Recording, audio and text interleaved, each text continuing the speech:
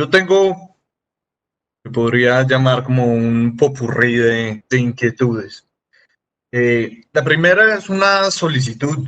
Eh, yo creo que pues, el sector de los bares, las discotecas, los restaurantes, serán quizás los últimos en volverse a reactivar con esta crisis.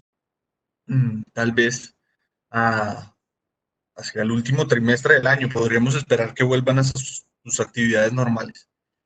Y ustedes todos saben pues la cantidad de empleos que hay en estos sectores. Creo que esta administración debía eximir, por lo menos por el resto del año, a estos sectores del impuesto del ICA. Seguramente muchos de las empresas que están en estos sectores se van a quebrar de todas formas, pero un restaurante que está sobreviviendo a punta de domicilios, que van a ser quizás algunos de los pocos que van a sobrevivir, pues le puede hacer una diferencia importante estar liberado de ese impuesto. Creo que son ingresos que seguramente se van a perder de todas formas, entonces, pues, que no sería particularmente gravoso para la administración. Les pido que consideren esa idea, puede ser en el marco del plan de desarrollo o en otra modalidad, pero creo que es importante para tratar de preservar estas empresas y el empleo que está asociado. El segundo punto es, ya lo mencionaba la concejal María Victoria ayer y hoy, es el tema del artículo 36. Hasta donde entiendo, la Secretaría de Hacienda, digamos, la alcaldía no necesita solicitarle permiso al Consejo para contratar, para que las entidades contraten con el argumento de la urgencia manifiesta. Entonces, sí me genera mucha curiosidad por qué no, nos consultan sobre eso. Entonces, me gustaría, por favor, secretario, que me contestara esa pregunta. Si las entidades no necesitan pedir la autorización al Consejo para usar la urgencia manifiesta para contratar, ¿por qué nos traen esa petición acá? Me genera mucha curiosidad.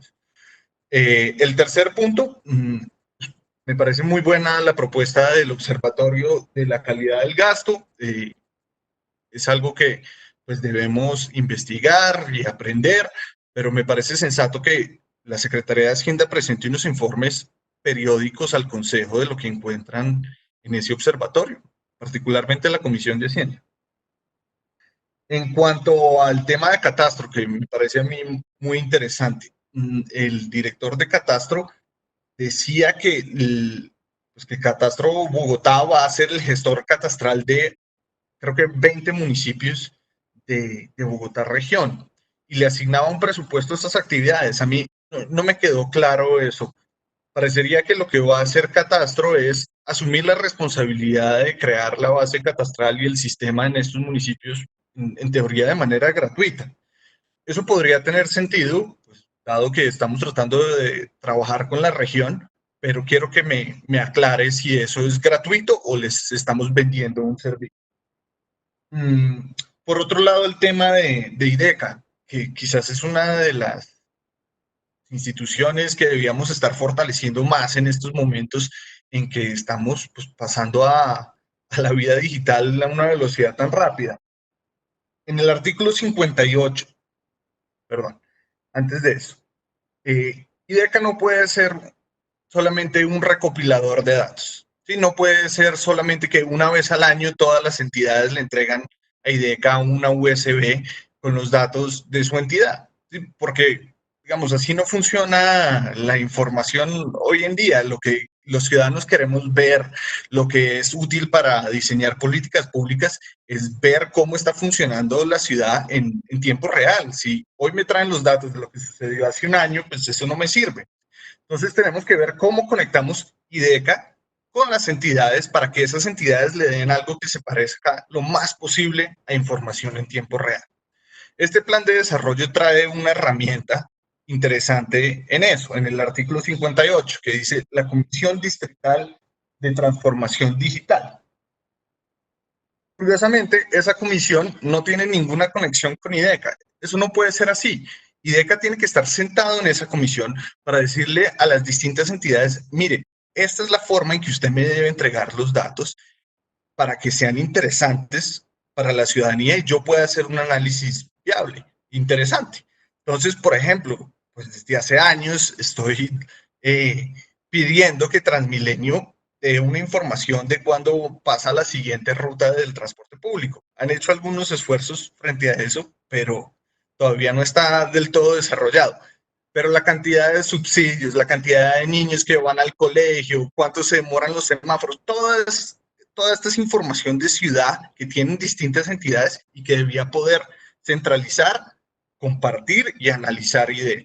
Entonces, ojalá aprovechemos esta herramienta que tenemos y la juntemos con esta comisión nueva que está. Sexto punto. Yo tengo acá en el consejo unos colegas pues, que están bastante, digamos, que tienen mucho interés en Transmilenio. A mí me interesa, pero no estoy obsesionado con el tema. Sin embargo, sí me genera muchísima curiosidad que entre los gastos de la emergencia, pues haya 455.000 millones para Transmilenio.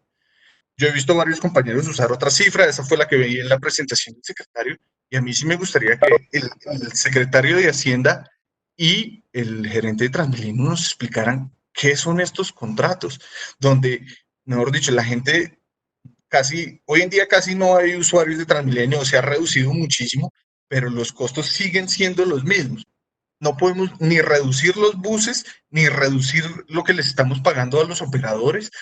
Eso no tiene ningún sentido, como decía Ana Teresa, digamos que normalmente no estamos de acuerdo en estos temas, pero que se le toque pagarle lo mismo a Transmilenio durante esta época de crisis que lo que nos estamos gastando en Bogotá solidaria, pues es insólito, eso es impresentable. Nos serviría mucho como concejales entender y seguramente ustedes también que nosotros entendamos. Por último, celebro digamos, el anuncio del sistema de Bogotá Solidaria, de avanzar en la idea de tener un ingreso mínimo para las familias, garantizado para las familias más pobres de Bogotá. Pero creo que a la hora de arrancar con este sistema es muy importante definir un mecanismo de salida. La idea es que estas 350.000 familias no sigan siendo pobres toda la vida. Por supuesto que algunas logran salir de la pobreza y si logran salir de la pobreza, pues en algún punto deberían dejar de recibir este subsidio. ¿Cómo vamos a definir ese momento en que las familias que están en el sistema de Bogotá Solidaria paran de recibir el subsidio? Sería eso todo, Presidenta. Muchas gracias.